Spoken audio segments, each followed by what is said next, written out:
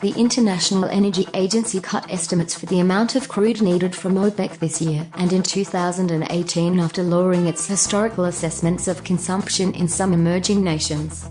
World oil markets are rebalancing as the Organization of Petroleum exporting countries and its allies implement production cuts, the International Energy Agency said in its monthly report.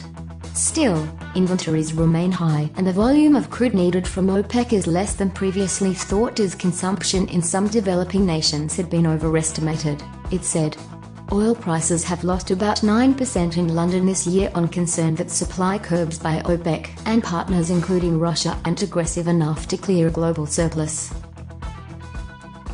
The agency lowered projections for the amount of crude required from OPEC this year and next by about 400,000 barrels per day. About 32.6 million barrels per day will be needed from the group this year, less than the 32.84 million it pumped in July. There are also growing doubts that all the countries involved in the accord to reduce supply are fully committed, the E said. OPEC's rate of compliance with the cutbacks slipped last month to 75%, the lowest since the accord started in January. Iraq's implementation was just 34%, Venezuela's 28% and the United Arab Emirates' 53%. Adherence among the non-members coordinating with OPEC was at 67%. Despite the reduction in total demand estimates, the rate of growth for this year is stronger than previously thought, at 1.5 million barrels per day.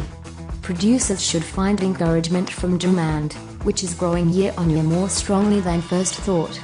OPEC's cutbacks are having some success as global inventories declined in the second quarter by about 500,000 barrels per day, according to the agency.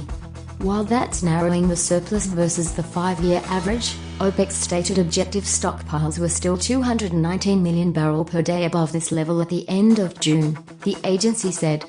With a lower demand outlook and higher OPEC output, stock draws later in the year are likely to be lower than first thought.